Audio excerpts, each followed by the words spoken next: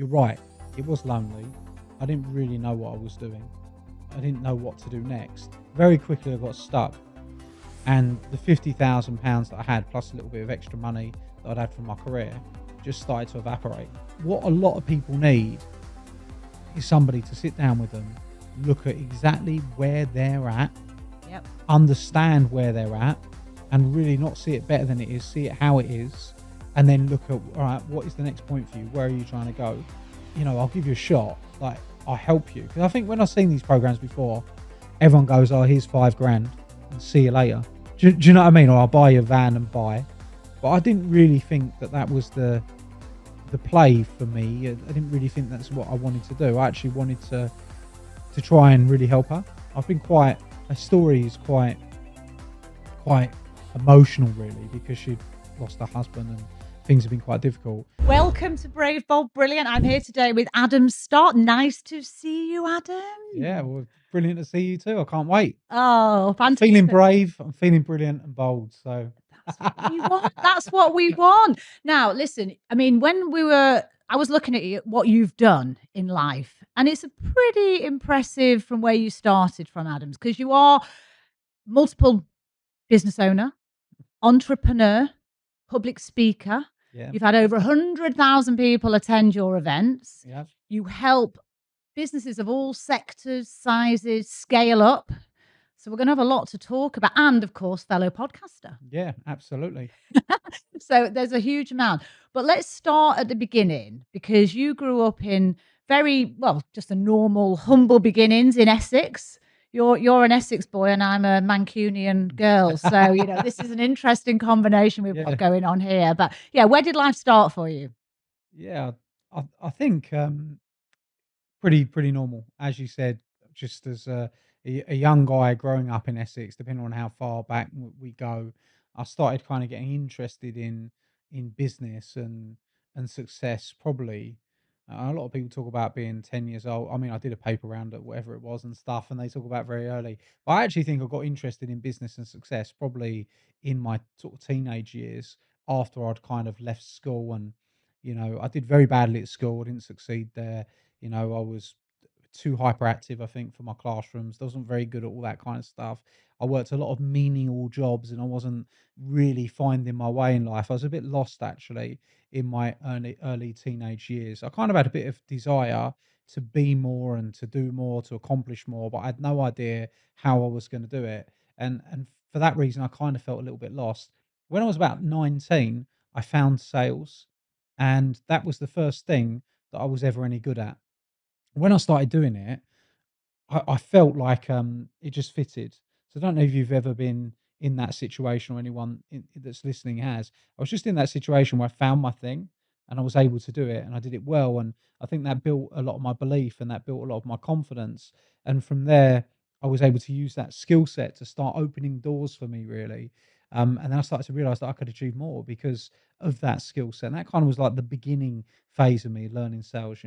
And actually, sales is an interesting area because a lot of people just absolutely freeze. They don't like asking for the fee or closing the Yeah, deal, and can kind of feel sort of slightly awkward yeah, about for selling. sure.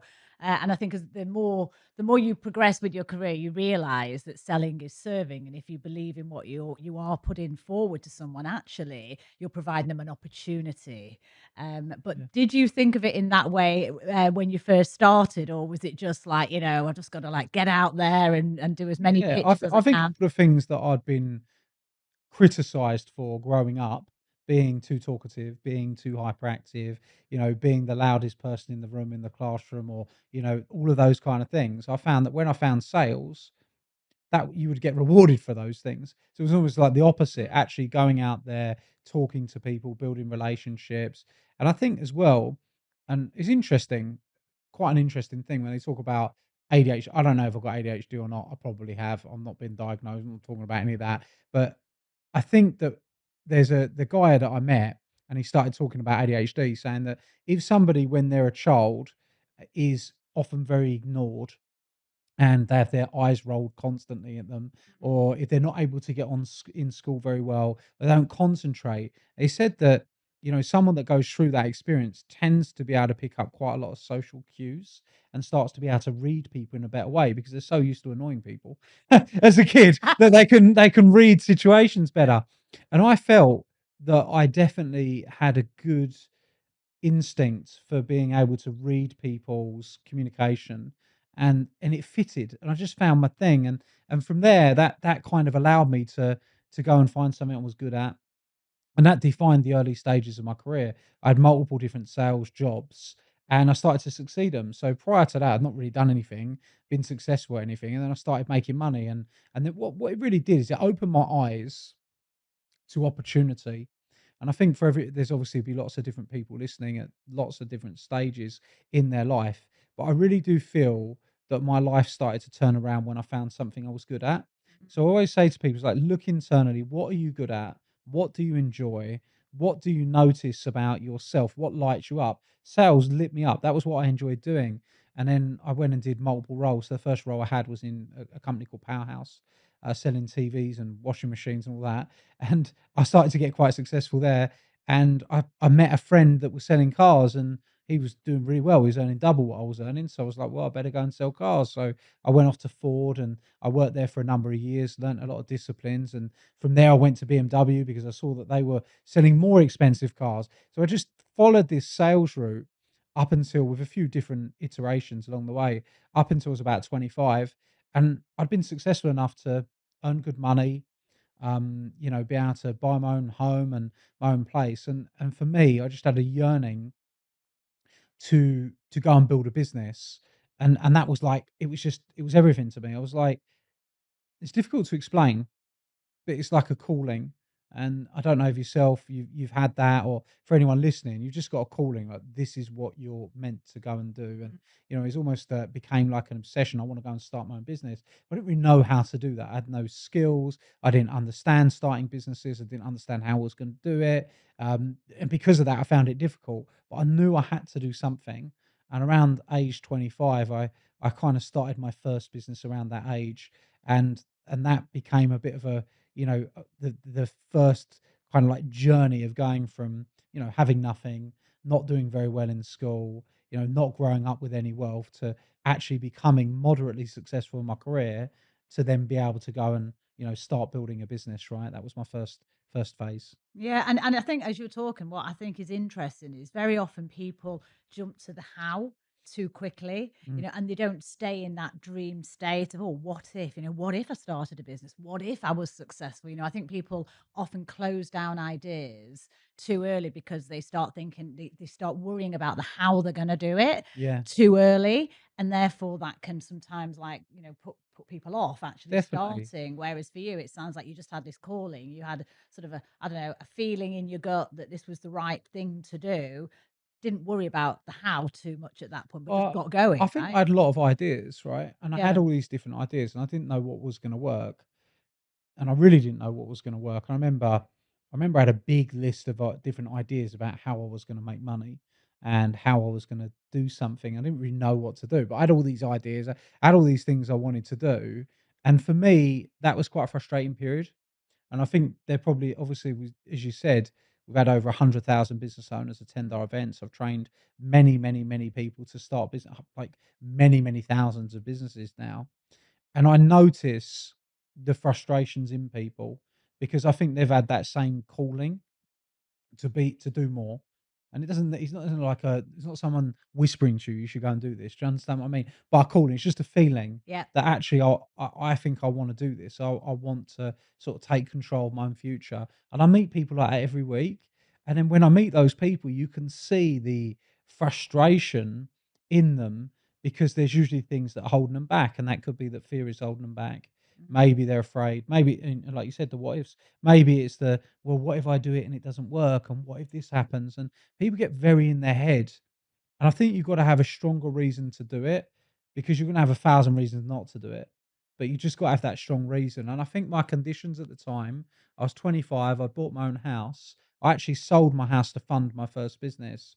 So I moved back in with my mum. I had 50 grand.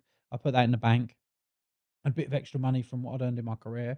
And I said, right, I'm going to go and build a business. And I'm gonna give, and by the way, I'm not saying this is the right way to do it. I'm just saying this is what I did. I'll talk a little bit more about the right way to do it later. And I went and started the business, and I didn't really know what I was doing. But I was like, I'm going to be a business owner. I'm going to sell what I got. I'm going to take my money, and I'm going to go and make something work. And that probably, looking back, was not the right way to do it. But that's what got me going, and that's what got the wheels in motion for the first business. I did find the first year really hard. Mm, Like, I found it really tough. I found it super frustrating. I had lots of moments of doubt. I had lots of moments like, what have I done? I had frustrations. I had lots of ups and downs. I often felt like I'd made a mistake. I would often say to myself, I made a mistake, and I wasn't really seeing any fruits of my labor or any results. So I found that first year really difficult, but I persevered. I was resilient. And I think, again, that comes back to, kind of had to make it work, and I wasn't gonna give up, like, it was one of those. And that was kinda like the starting point, you know? what's your mum's name?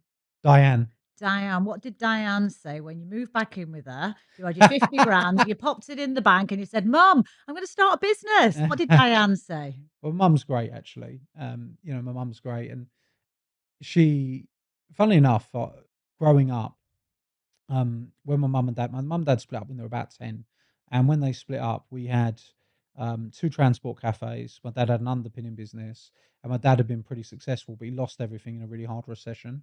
It bounced back later, but he lost everything, and then what happened is my mum got given a transport cafe as the only thing left in the divorce. And pretty much it was so underwater on the mortgage that the bank didn't want it.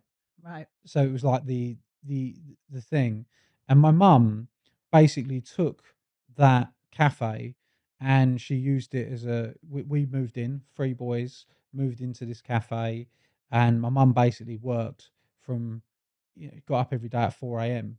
and worked till 4 p.m. every day to go, whilst raising 3 kids, to go and drive that business, worked her absolute socks off.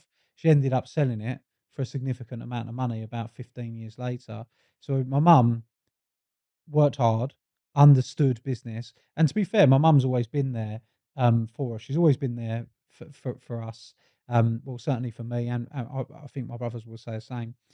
And I think that when I said I want to go and start a business, she was all for it.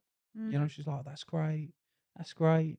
I think the only thing I'd say about it is that my mum and my dad have both been really supportive of what I do and everything I want to do, but their advice or their guidance was always just work hard. Like, they didn't really understand some of the strategies and the things that you learn as you build bigger businesses. Yeah. But what they did have is an incredible work ethic, and I think that really rubbed off on me, that work ethic, from what I'd seen. So yeah, I think I obviously frustrated my mum at times. You know, I think, and I paid her rent. Don't get me wrong; she wanted her pound of flesh. She weren't doing it for free. She saw an income opportunity, right? So I was paying her a bit of rent. And I think, yeah, it's difficult, isn't it? Because when you ask that, it really does take me back, to when I was in that spare bedroom, and and she was doing her thing. It was fine, really. It was just I was getting on with it. She was supportive, and she kind of let me go and do my thing. Didn't get involved really. Yeah, but the thing is, when people look at you now today with, the incredible success that you've had, it's all self-made. No one gave you anything here.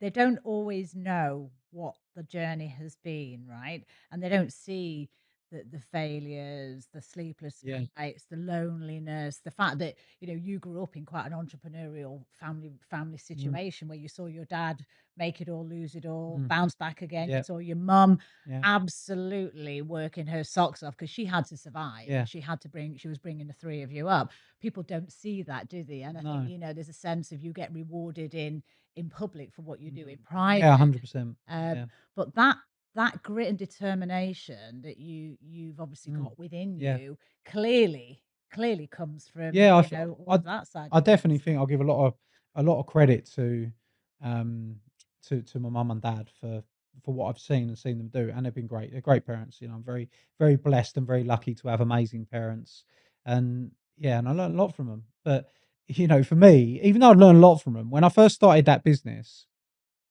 you're right, it was lonely. I didn't really know what I was doing. I didn't know what to do next. Very quickly, I got stuck, and the £50,000 that I had, plus a little bit of extra money that I'd had from my career, just started to evaporate Mm. because it don't get you very far. A few weeks, a few months, a few little investments here and there, trying a few different things, and all of a sudden it starts to evaporate quite quickly, and you start trying to stay on top of it. And very quickly, the money just started to go. And as the money was going, I think this is something that's quite common with business owners. Is a lot of the time, especially early business owners, not necessarily business owners that are more established, but certainly earlier business owners, is your mood is quite linked to your bank account. Yep. Yeah. Mean, right early on, Yeah. if you ain't making any money, you've not got a lot of money, you're stressed, you're stretched, you're panicked, you make different decisions, and you struggle in that way. And I definitely was like that, and I found it super tough. I found the first year horrendous. I think the I think the loneliness is you're always in your head in the early Yeah. stages. It's not like you're lonely because you might have some people around. You might even start to get your employees around and stuff like that. But the loneliness is the pressure when you're in your head on your own, Mm. and that's when and for everyone that's listening, when you go and start a business, that's when you're kind of those moments where you're phasing out and you're looking fear in the face and you're saying, how's this actually going to is this going to work out? Am I going to be humiliated here? Am I going to lose everything here? Those kind of thoughts start to run through your head. And I definitely had that in the beginning. What I did to bounce out of that is I did what I'd been hesitant to do, which was to reach out to people that were already doing what I wanted to do. I had a few people I knew that were doing well, and I was very much on the outside, and I knew I had to build relationships. Mm. I think that I had totally lacked relationships in the beginning. I was trying to figure everything out myself. Yeah. That's why I had a horrendous year. I wasn't around the right people, didn't have anyone really encouraging me. I was dealing with every problem myself. And then I started to look at, well, who's doing well? And I started to get myself in different rooms, go to different places, start to be around different types of conversations where people were doing well. And I started to build some relationships and get some clients. And thankfully, by doing that, things started to turn around. Now, momentum sort of travels in one or two ways, as I'm sure you know. When I don't know if you've been in a situation when things are not going very well, you feel like they're always not gonna go well. Does that Mhm. make sense? Absolutely. And it's like this one bad thing happens, so the next bad thing happens, so the next bad thing happens, and now you just got terrible things happening, and it's like, "Oh, well, why is life so hard?" type Yeah. thing. Yeah. Now, positive momentum is exactly the same. Is one good thing happens, and that opens the door to another good thing.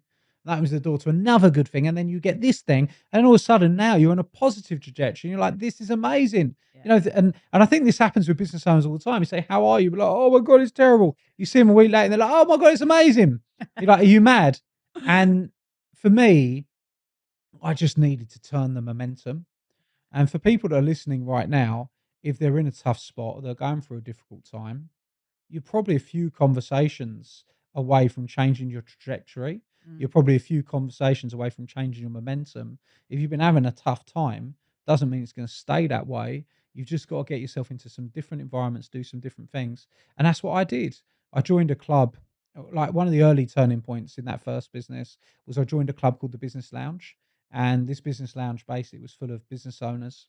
And we used to go out and we'd go out for dinners in nice places. So we'd go to the Gherkin, the Shard, the O2. It was a lot of money to join it, Yeah. but I invested to get around people that were doing better things than me. It had been recommended by a friend of mine that was doing well.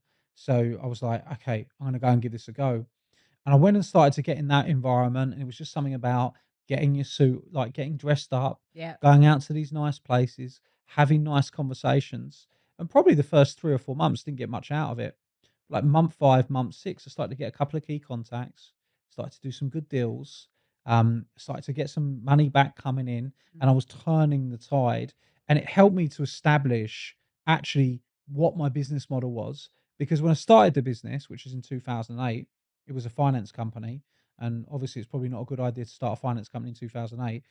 like by 2009, I've realised that this wasn't a finance company; it was an automotive business, Mm. right? Really, my experience was in cars. That's what I knew. I was trying to do finance for cars. I was wasting my time. I needed to be in cars, so I changed. I pivoted, and from there, things started to change. Like got to £1 million in 2009 in revenue. From there, I got to 2.9 million. Then I got to 4.3. When I did 4.3 million, I was starting to get some momentum, and I was feeling good about where we were going. And I basically was like, I got in my head, I'm going to do this. This is going to be amazing. I'm going to crush it. And I got really psyched up for the year. And I spent the whole year and I did 4.3 million revenue with probably about a couple of 100,000 in profit. The next year, I did 4.4 million in revenue. So I went up by 100 grand and my profit went down to about 25 grand. So I was like, how does this work? I couldn't have worked any harder, Yeah, yeah. and I just and it's all got worse, and that was a weird kind of year for me. But then that was when I realised that there was a problem with the business model that wasn't quite working. I needed to build the team in a different way, and then we bounced back. I got some good team. I got a great finance director come and join me at that point, and then we went up to 6.3 million. And then from the next year, we weren't profitable enough at 200 grand. Like, do you know what I mean? But this 6.3 million, we made a lot more money, a lot more profit, and we went to 13 million, to 24, to 33, to 40, and the business just kept growing, and I kept growing as a person, as an individual throughout that journey. And it was all very, very fast. And the reason we started to get that rapid trajectory in that first business was because I really started to invest and study social media. Like really started spending a lot of money on training, on coaching, on mentoring, and trying to figure out how does social media work. Like, what do I need to do? And when I did that, it started to unlock a lot of doors, which gave me some rapid growth in that business. And what was really good is, that was my first business, but the business I run now is an 8-figure education business, which all the lessons from the first business I use now as well, right? So it's like been a good journey.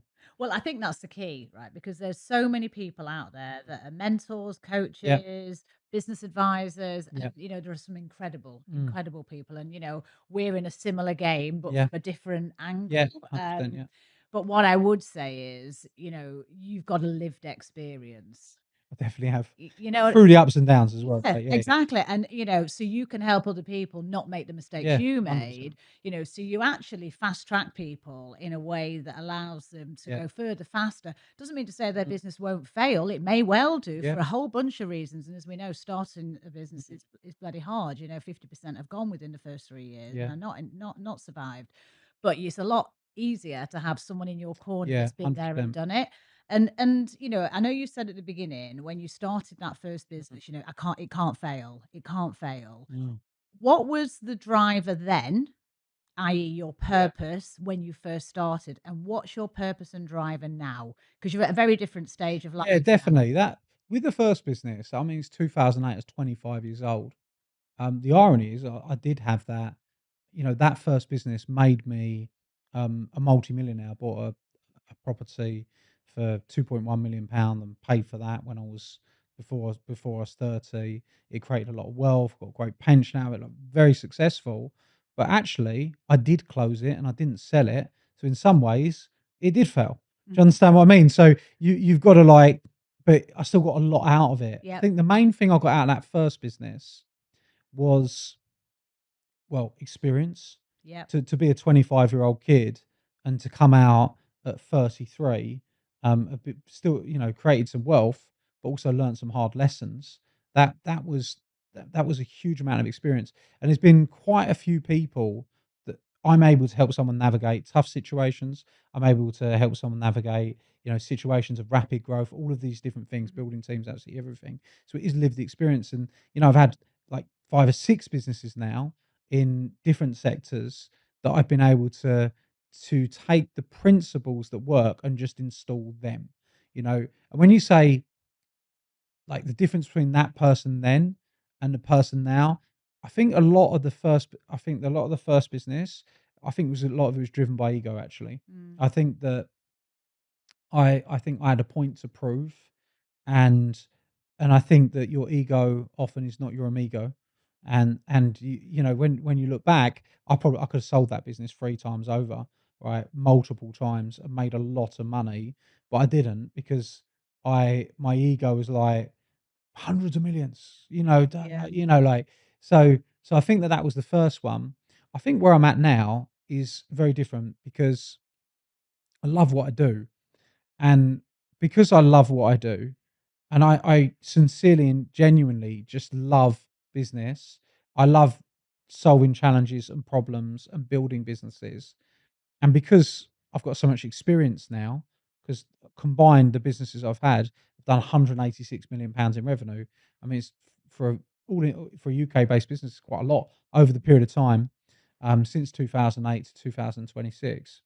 And I think the difference now is I know where people go wrong. It's very obvious to me where people go wrong in building businesses. It's very, very obvious. And the reason it's very obvious is not because I'm a genius, it's because I made that mistake 7 years ago. Do you understand what I mean? You Absolutely. know, or it might be I made that mistake a year ago, Yeah. because you're always learning, Yeah. and that's why it's very obvious for me to be able to read through the lines. And what I've been able to do well, or I feel pretty well, is be able to see the patterns in running a bit, starting a business, growing a business, scaling a business, like exiting a business. Being able to see the patterns much clearer now. Where I think in the beginning, when I started the first business, I didn't have any experience. I was Mm. a wannabe, and I had a lot of determination and drive, and I got some good results from it, but I didn't get everything right. I got a lot wrong actually. Does that make sense? So I 100%. think now it's more, I love the challenge, I love the patterns, I love building businesses. I like helping people not make mistakes that I've made. You know, like I think it's cool when you can see someone got about to do, like, listen, the funny thing is still, you know, it's hard to get through to a very ambitious, driven entrepreneur that's young and get them to change course when they're very, very determined. Yep. But often it's exactly what they need, right? They need strong voices around them to guide them. I think most people don't have a good coach. Most people don't have a good mentor, someone to guide them through those challenges. And if they did, they get results a lot faster and make a lot less mistakes. So I like now being that mentor and that coach to other people. Yeah, I mean, it's a different stage of life. I mean, I'm a lot older than you, but it definitely becomes much more about giving back. Mm. And yeah, of course, we're business people. We want to, Yeah, make financial yeah, of course. financial success and reward for ourselves as well as the people that we serve. But it definitely becomes much more around that than I Yeah, think just the following the money, yeah. which I think we're all guilty of when we're younger. We tend to Yeah, I think that's actually when you say it like that, I think the first business I had was driven by money, wealth, what I don't have, mm, and all the lack.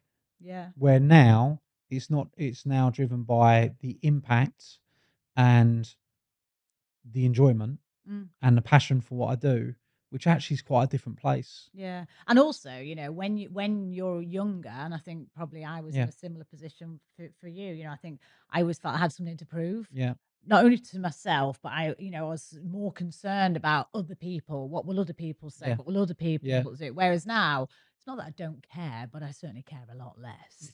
You know what I I mean? think it's very helpful to care a lot less. Yeah, absolutely. And I think, you're coming back to your point about mentoring and Yeah, coaching. Um, I think very often people they want to hear what they want, right? yeah, But they don't want to hear what they actually need, yeah, what they need to hear. And that's the difference. So if you've got an open mind and having a great mentor or coach in your life, which by the way, anyone that's listening, watching this, if you haven't, you must get yourself a coach or a mentor. And there is a difference between the two, formally, informally, but it is the best investment anyone will make in themselves, yeah, right? 100%. But I think that difference, that open mindedness to hear the mm, uncomfortable stuff, the truths that you really do need to hear. You might not yeah, want to hear them, but you need to hear them, and that's the difference, I think, for what you do yeah. now, isn't it? Definitely. I think there's a big difference between information, training, coaching, and mentoring.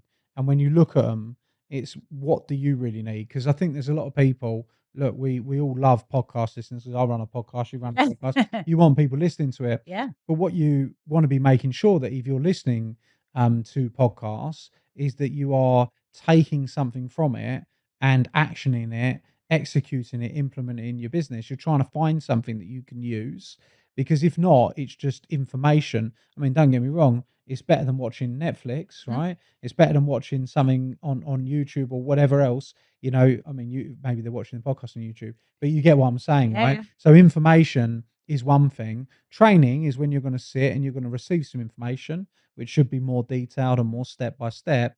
But what a lot of people need is somebody to sit down with them, look at exactly where they're at, Yep. understand where they're at, and really not see it better than it is, see it how it is, and then look at, all right, what is the next point for you? Where are you trying to go? Mhm. What does great look like for you? What is your vision? And then really start to look at how we're going to chart our way towards that vision and remove any blocks along the way. And I think that people, especially in today's world with podcast, YouTube, you listen to 1,000 YouTube videos. I think there's definitely a lot of DIY mindset now, because you can go and listen to like loads of YouTube videos, listen to loads of podcasts. You can get on ChatGPT, Claude, Yeah, whatever it is. You can get instant answers, yeah. but most of it is not going to challenge you to be more, create more, do more in the way good coaching and mentoring can do that. I mean, I've had amazing coaches in the business that I run now. So I started this business 2016, big business entrepreneurs, and for the first from 2016 to say 2018, I was running it. It was more kind of part time because I still had other businesses, and I was doing it for fun because I really do love it. I love helping people. I love Yeah. helping businesses, and I was enjoying it. And around 2018, I decided to go full time in this business and to really go and build something. I want to build the best coaching and education business for small businesses in the country, and that was my vision. But I had no idea how to do it. And I mentioned to you, Sarah, I sat down with Sarah, who's one of my coaches, and I started to chart that out with her. And when I started working with her, and she really is more of a mentor than a coach, because she's mentored me through lots of different parts. Is when I sat down with her, and one of the things that she often asks me, which I think is a good question for a lot of people, is what does great look like to you? What does great look like? Because a lot of the time we start these businesses, we run these businesses, and we run them in a way that we end up doing what the business needs us to do, or what the business wants us to do, or the business starts carrying you in that direction, Mm. and you kind of lose your vision, your control over where you're going. But when you really understand what great looks like to you, you can optimize more to get everything you want out of that business. And really she helped me to do that. And I learned a lot from her. And one of the things that we created was a model for small businesses, business owners to use to run their businesses. And this is called the simple replicable business model. And the purpose of it is that you have to have, if, in order for a successful business, you mentioned 50% of SMEs fail, right? So if you don't want to be one of those businesses that fail, and you genuinely want to take your business, make it scalable, grow it, then these are the 5 elements. The first element is business strategy. In order for you to succeed at a high level, to make your business simple, you need a great business strategy that gets you to market fast so you can start making sales. The concept of this is you've actually, before you go and execute, you've thought deeply about who the target market is, what the offer, where you're going to find the clients, which sales process you're going to use. You understand how to influence the people, how many conversations you need to have, and you have the blueprint of how am I going to go and actually start to generate revenue from this business. That's step one. The second step is you need to build a brand that wraps around that strategy, like brave, brilliant, bold, like bold, brilliant. You have to take a brand that communicates what you're trying to communicate to the target market Yeah. and really speaks for you in order to attract the right type of people. Then you need a consistent marketing funnel to bring new leads, new inquiries, turn strangers into customers, bring them into your world, a strong sales process for conversion, and then a great operation for delivery. So, what we now do with business owners, and this is the thing, when you go back to 2008, Adam, that started a business and didn't know what he's doing, I didn't have any strategy, I was winging it. I didn't have any brand. I think the first my first, like, my first iteration of my business was like APS Motor Finance, right? I mean, I don't think I've ever even said that because it's embarrassing on the podcast before or anything. But that was like the first iteration. Then I changed it to Big Financial, like, and then later on I had other iterations. But I had no brand, I didn't know branding. Right? I didn't understand what I was doing. Branding for me was, do I like that color? Does it look good? And I think that's what most people do without understanding what branding really is. I had no funnel. I had no way of getting clients. I didn't know how to get clients. I had no process. I had no marketing. Right. I didn't. I was my sales process. If you give me a lead, I could close it because I was good at sales, but I Mm. didn't have any leads, and I didn't have a clue what operations were. I knew nothing about business operations at all. So 2008 me, like, if I'd have been able to sit down and have somebody tell me these things, I probably would have saved 3 years at least Yeah. in messing around and doing the wrong things. So I kind of built the business and the model for the old version of me that didn't know what he was doing, right? And then the version of me that's running a £4 million business and is just getting surprises every 5 minutes. Like, I'd have a brown envelope come through from HMRC and I'd be like, "What's all this about? I didn't expect this bill," you know, and I didn't know what I was doing. Yeah, that kind of thing. Or I hire the person and Yeah. hire the wrong people because they're like, "Yeah, I can do that. I can do that." Like, no, no, you absolutely can't, because I didn't know what I was doing. Yeah. So if you run a business via trial and error, you're going to get a lot of error. Yeah. And I think that what I do now is to help businesses to build a business model that is sustainable, profitable, and commercially grows their businesses. And I've been doing that now since 2016. So I've been doing it 10 years. 24th of June, which I think we're pretty much at, is our 10-year anniversary. So we've been running for 10 years. We've had 100,000 people attend our events. We do £15 million revenue business last year and growing. And yeah, I love it. I love what we do. I love the business. It's cool.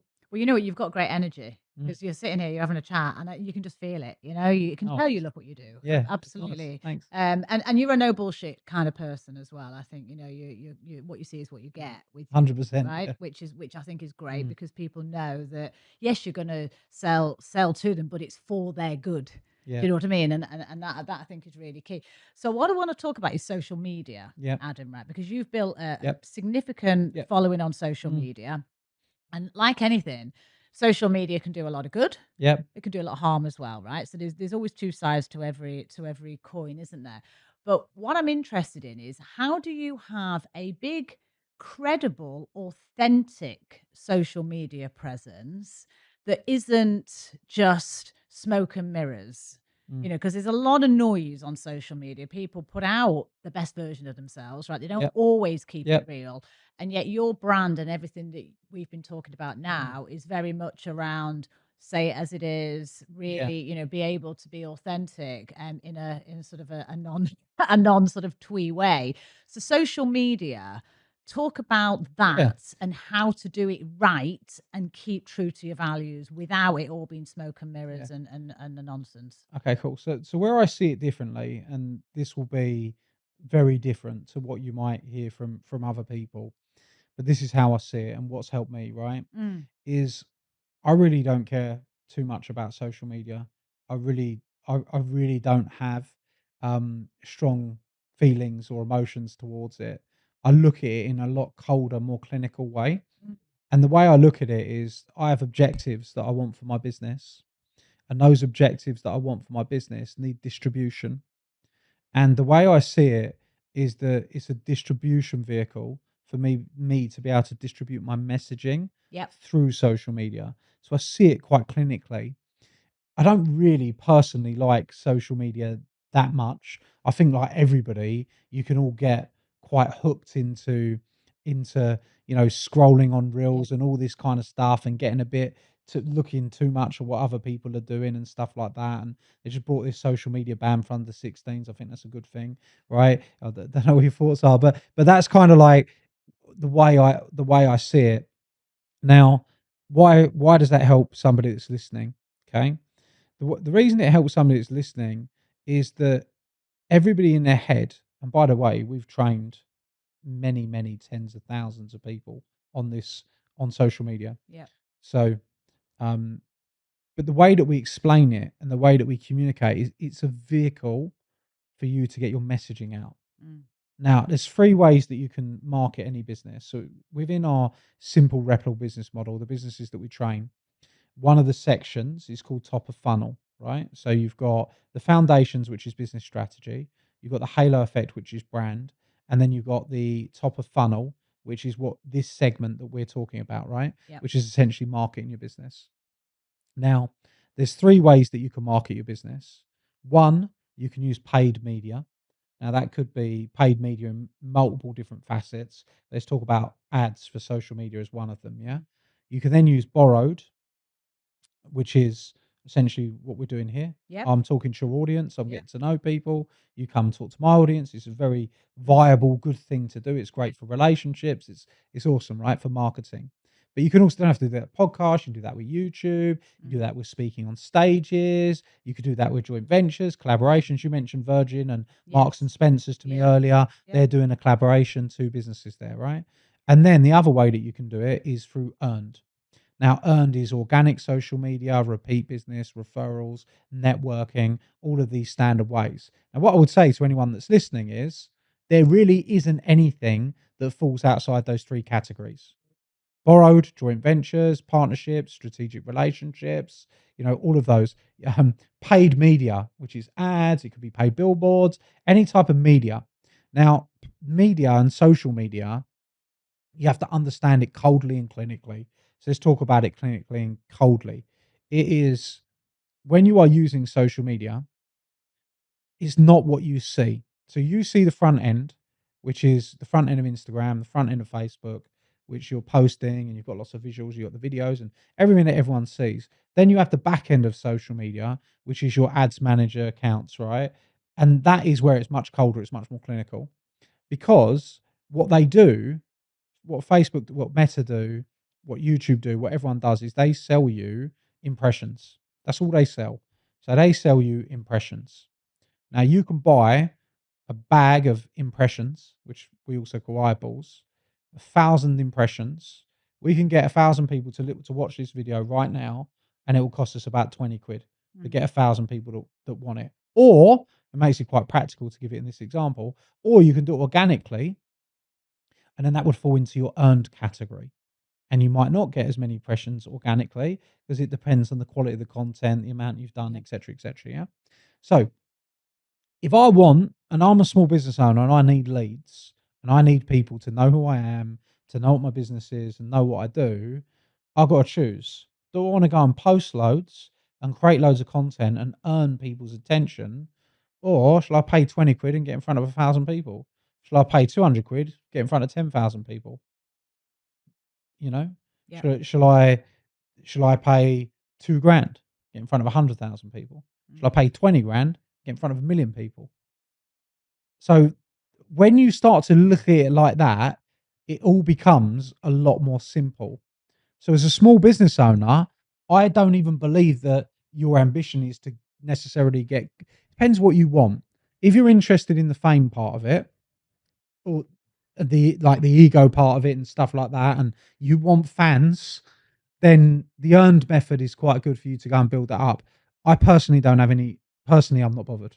Yeah. Yeah. Yeah. Right? Yeah. I'm just not like, and the reason I'm not bothered is for every person that loves you, you can have someone that hates you as well.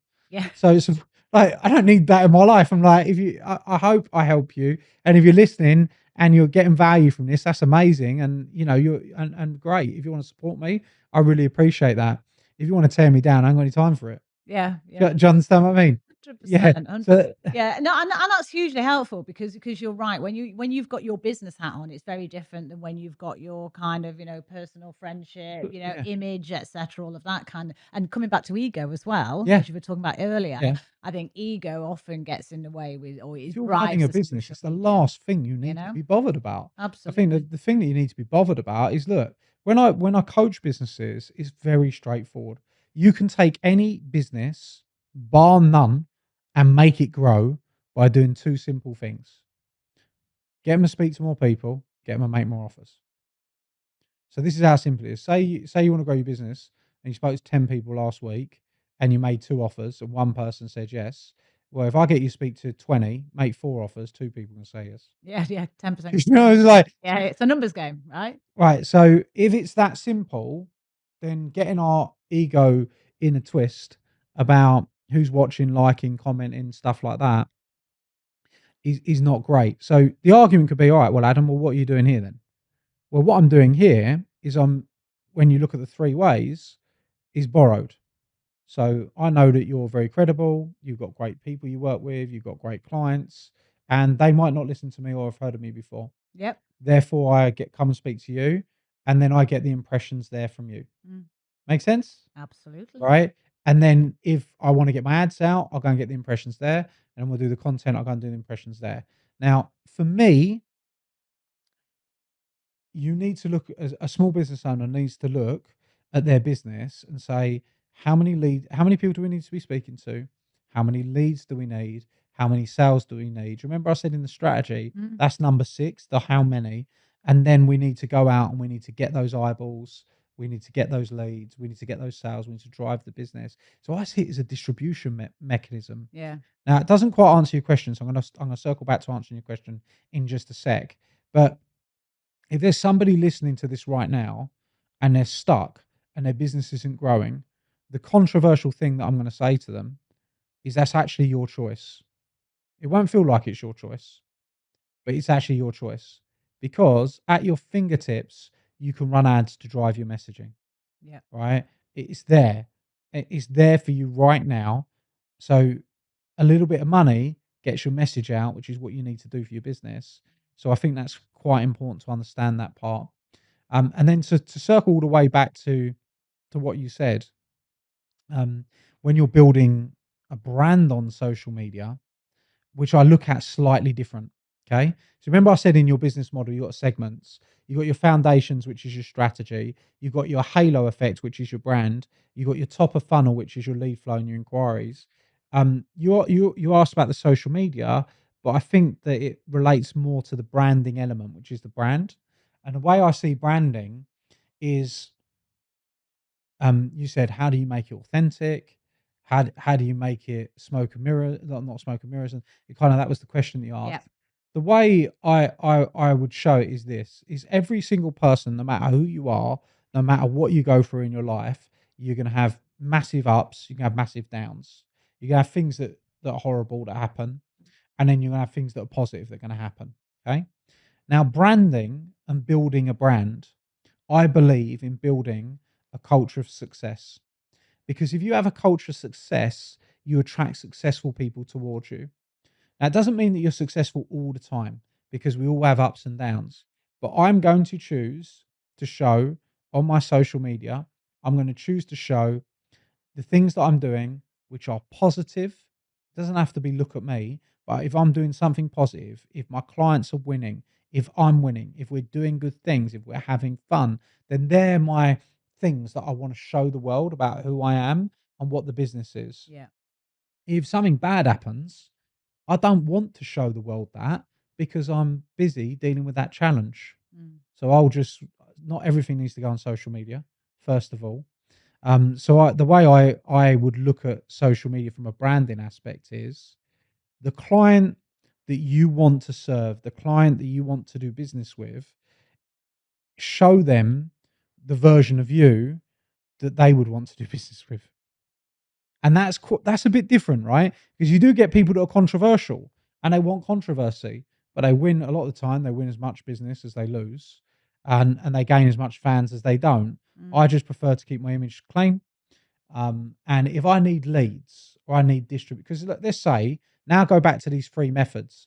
Hopefully, it's not too technical, right? We're good. it's not No, technical no, at no. all. Okay, good. I want it to be simple, right, for people to understand. So if you look at these methods, I could come out, I could say something stupidly controversial, and because of that, my reel is gonna get, let's say, 200,000 people look at this reel that I made. Or I could say something that's quite, educational, informational, adds value to the audience, and that gets 20,000. So I could act like a dick Yep. and get 10 times the productivity Yeah, yeah. than if I just act like I wanna go and help people. Mm, mm, So my choice would always be give the education over the controversy, 'Cause if I want to get another if I wanna get 200,000 people actually to see that, I can pay for that anyway. Well, yeah, and also, I think this is around what do you want to be known for? Yeah, What do you want to be known for? What do you stand for, and what do you stand 100%. against? Yeah, And social media is incredibly powerful. I mean, for us, LinkedIn is really important. yeah, In terms of the clients that we have, etc.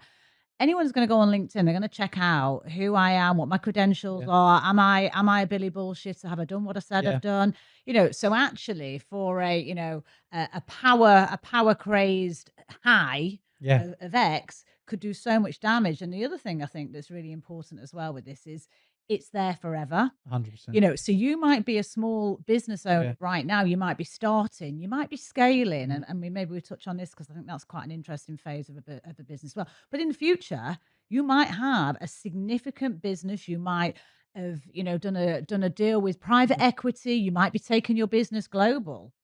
You're in a very different place in 20 years' time than when you were when you sort of, put whatever mhm, you put out on social media, but it's there forever to be yeah, seen, right? So I think you have to be conscious about what's the why and what do you want to be known yeah, for. And I agree. to me, that's more important than the vanity metrics. Yeah. Which I totally agree because you can pay for distribution. yeah, So just look at it like that. If you wanna get your business out further, use ads. You yeah. don't need to use controversy. And you don't No, need to damage your your your overall brand. your And do overall you know what? personal brand. It's like you said, I am who I am. I'm just a pretty normal guy that loves business, Mm, likes helping business owners. At the weekends, I'm with my little boy, playing with my little boy, having fun. With my girlfriend. I'm not doing anything. yeah, I'm not bothered about like. I think I've the Ferrari or anything like that. Don't care. I'm quite chilled. So I don't need to kind of create that controversy. I think yeah. it's not for me, right? How have you changed since becoming a dad then, do you I think? think that's changed loads. Yeah. It's interesting, people don't really ask that, but I think that that changed me massively. I think that I think that changed everything, actually. In what way? I think it's just that when you become a parent, I just think you see things differently. I don't know, do you think? Well, I'm not a Oh, you're parent. not? No. I'm not a Oh, parent, but I am a great auntie. So, yeah. but Yeah. but yeah, no, you're right. I mean, Yeah. because you're in a different stage of Yeah, life from yeah, where you 100%. were, when you started 20 years Yeah. ago. But yeah, how's it changed for you? I think that for me, um, you become a lot less selfish, I think. I mean, obviously, I'm sure there'll be a lot of people that are parents listening, and I think you just become less selfish. I think that your motivations change. I think you become less materialistic actually as well. You value the time, those moments, Yeah, those I think we memories, definitely incredible. become less materialistic. It's difficult to be materialistic when every weekend you're getting puked on, or or you're dressing up in like that. I say it to funnily enough, right? Because my little boy's 11, right? I've just literally dropped him off this morning at school, but my I'm not with my ex, he's not with his mum. So with my girlfriend Sasha, I've been with now for 6 years. We will one weekend we will go out and we do things for us because I have him every other weekend Mm. plus Tuesdays for school. Take him to school, pick him up to school. That and on our weekend, we'll go out, we'll dress up, we'll do nice things, we'll go nice places. When it comes to his weekend and his Tuesdays, I just get into dad clothes. He says dad clothes. So you just like the worst t-shirt you got, the worst tracksuit bottoms or pair of shorts you got, worst trainers you got, and you just all about him.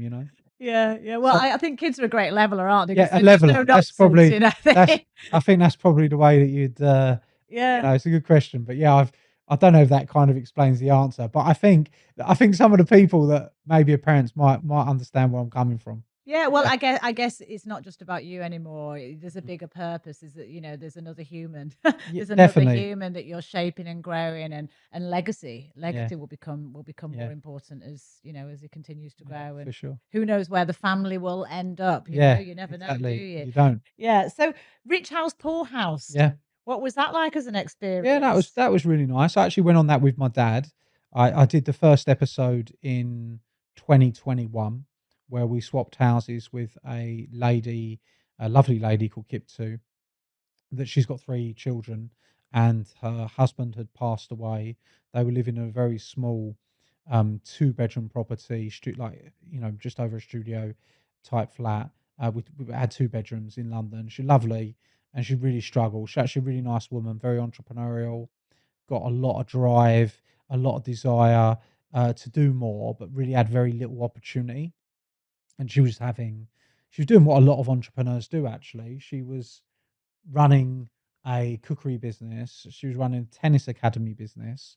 She was running a church. She was working for a church, working for the local school. She's doing like 5, 6 things whilst Wow. bringing up 3 kids on her own, working every hour she possibly could. Great example to her children, but just was spinning her wheels, not really getting anywhere. And we swapped houses. They went over to my house. They had a great time. So I had a tennis court and they're playing tennis and they just loved it. It was really nice. And I'm in their house in London. And I went with my dad, and which was quite nice. And then we ended up swapping. And when we came together, I said to Kip too, it's quite emotional, that I'll give you a shot. Like I'll help you because I think when I've seen these programs before, everyone goes, "Oh, here's 5 grand and see you later." Do you know what I mean? Or I'll buy you a van and buy. But I didn't really think that was the play for me. I didn't really think that's what I wanted to do. I actually wanted to try and really help her. I've been quite her story is quite emotional really because she lost her husband and things have been quite difficult. So I said to her, I'll partner with you in a business and I help you grow this business, but you just got to choose one. I'm not doing it if you're going to do 4 because you won't succeed. And you're going to have to let go of everything else. And this is what I believe in focus. And we'll build a model, a simple, replicable business model. And she did. She got focused. She built a cookery business, and we got some great results out of it. I mentored her for probably 4 years Wow. after the show. Still That's at 2021. So she still works with our team. I'm not personally mentoring her anymore. Um, we're still really good friends. She comes to our offices every week. My team now are mentoring her and helping her. And I think she's got a lot more. So I paid for a lot of stuff. I got her a premises and I've got all the stuff, invested quite a lot in her business and looked after her. The interesting thing about that, the interesting thing is what happened is the only episode with Rich House Poor House, where they've done the episode itself and the success story episode in the same season. Yes, I was going to ask you about Yeah, that. because Yeah. basically she succeeded so quickly. By episode 12, they were like, we need to put on the success story because it's the fastest success story we've ever had in the show. And that's because I just got behind her and I got involved and we did everything and she did really, really well. So it was season 7, episode 1 and season 7, episode 12. Annoyingly on Netflix, they've got season 1 to 6. They've got season 7. So it's not on Netflix a minute. So you can watch it on Channel 5 if you want to watch it. It was lovely. It was nice. I enjoyed it. And yeah, she's lovely. We're still in touch and she's doing really good. What did you get out of that, as well as obviously great to see Quite a what big she's done? bill. How did you well, apart from the bill, No, I'm joking. but also when Yeah, yeah, when you actually help someone or you advise someone else, you actually learn. You think you're giving them knowledge, advice, yeah. support, but very Do you often know what? you're I doing think it it's the an lessons experience. yourself. I think there's a few things that I got out of it, which are quite good. Um, I didn't really look at it like I was trying to get anything out of it. No, not Yeah, intentionally, but it's amazing how you grow through the yeah, definitely. experience when you Yeah, actually give yeah, genuinely for no yeah, reason than just to be a good person. Ironically, you normally very often I find you end up gaining far more than you ever potentially even thought about in unintentionally, you know? yeah. So a few things that happened from that. So I don't think we spoke about this much on podcasts either, really. But it was like so good questions.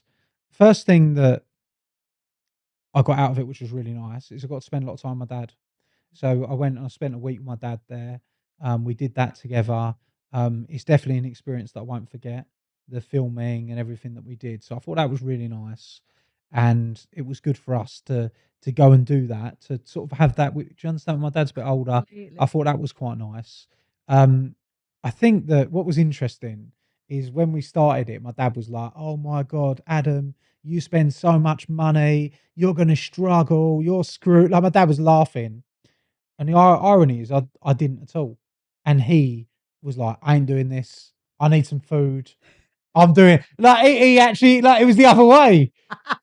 And I stuck to the budget, and I did all the things that we said we were gonna do.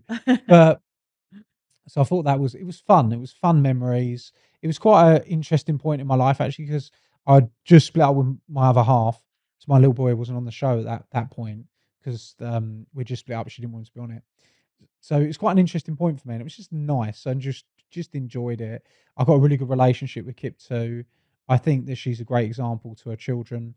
I think that was really nice as well, and, we got publicly quite a lot of exposure from it. We got a lot of, I think I became a bit more well known through doing those 2 episodes and just enjoyed the whole experience really. Yeah, and Yeah, I'd do it again. I enjoyed it. I liked it if it was cool. yeah, and kind of showed your human side probably more than maybe Yeah. you have the opportunity to, in just the everyday business world, right? You're Yeah, there with your definitely. dad, and Yeah. those special moments, you'll never forget that ever, will you? No, The no, precious definitely. moments. And sounds like the timing. Sometimes things come along at exactly the Well, I'd moment been you asked to need do them. it quite a few times before, but she'd never wanted to do it, my ex. So, like, literally the minute she'd gone, I was like, "I'm doing this." But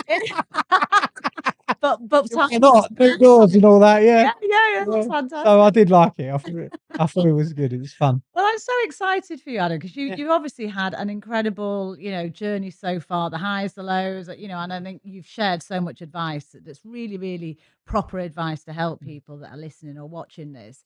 And, over the years, you'll have had stacks of advice yourself, I'm sure, Yeah, of right? course. And some of it great, some of it maybe Yeah. less great. But can you think of a standout piece of advice that has stood with you through thick and thin, or maybe it was pivotal at a point of time when you needed something really important and a bit of advice from someone? Yeah, I think that I've had a lot of good advice from a lot of different people. I think one of the more valuable lessons that I've learned was actually through working with Sarah and Michael, who I mentioned have been coaching, Mm. mentoring me for a long time. I remember the first time that I kind of sat down with them. They'd built multiple businesses, all like nine-figure businesses, and I started to really try and find the picture of what does a great business look like.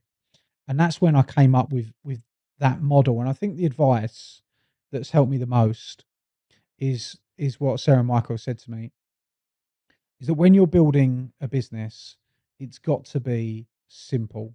The business has to be simple. The functions of the business need to be repeatable. So if you can keep your business model very simple and you can repeat and just do the same thing over and over again, that is what a great business looks like. A business that is great where it's simple and replicable. Now, up until that point, all the businesses that I'd built had been complicated and dependent on me. So it was so the reason that was interesting is it was the exact opposite of what I'd been doing. I was working as like the hero dependent business owner where everything was in my head and it was all complicated and like a tangled web, if that makes sense. Yes, yeah. But when I started to get sit down with them and really understand that, and even as I say it, people are like, is that the best advice? Is that the but for me, the reason that's one of the best bits of advice is because now I look at things through that lens. So I'm like, is this simple? Is what we do simple? Can we do it again and again and again so we can scale it?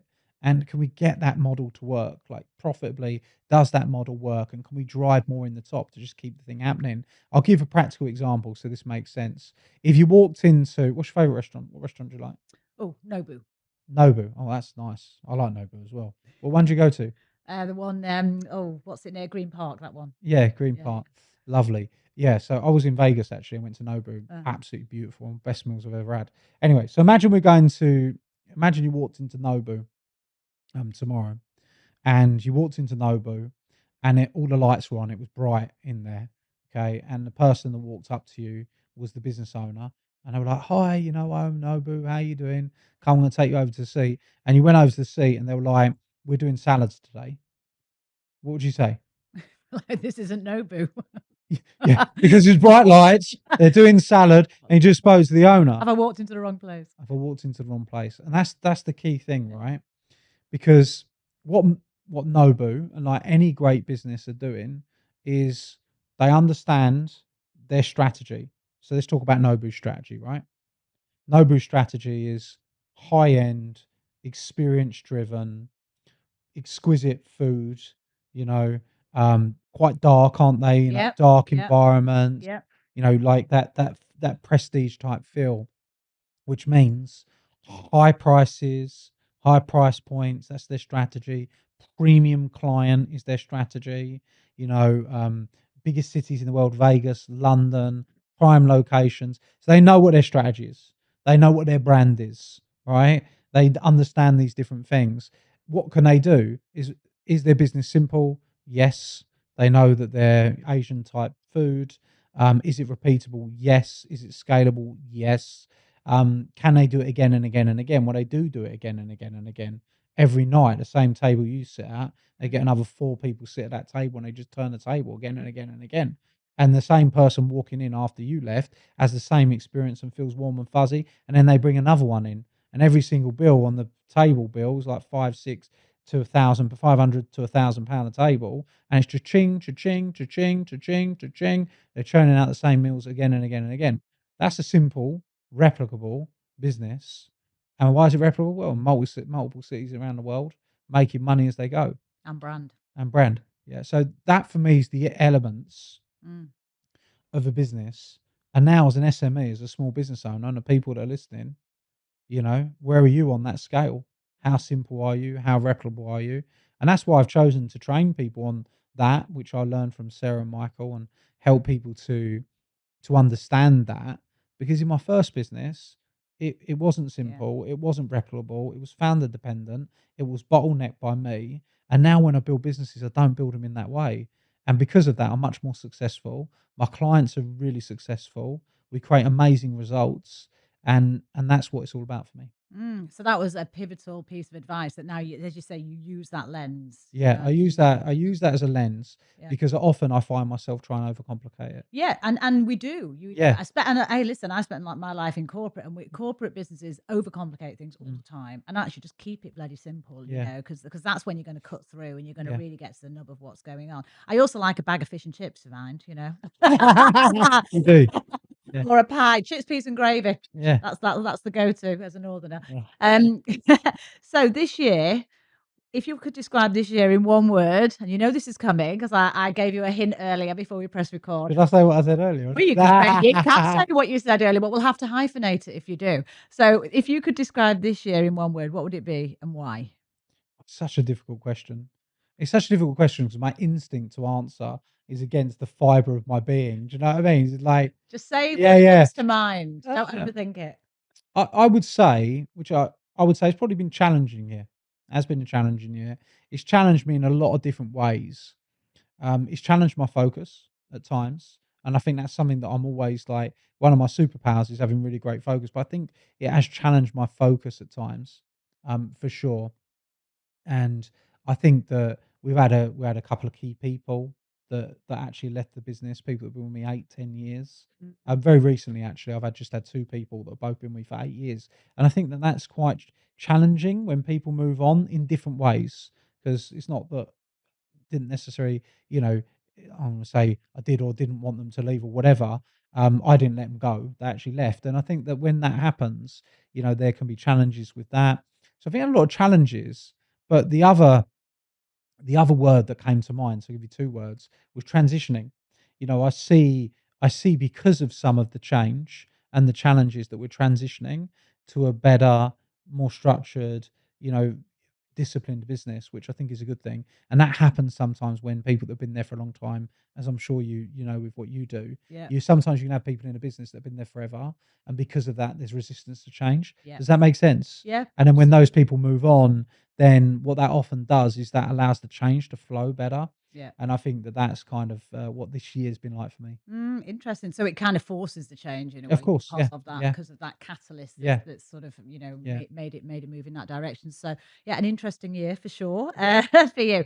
Now we have a playlist on Spotify, Adam. Oh yeah. So what favourite song are we going to add to the playlist from you? Oh wow. And who would it be by? People often say this is the hardest question of the actual interview. What's the vibe of your playlist? Complete range from classical to rock to cheesy to, I don't know, punk to you name it. R&B, doesn't matter.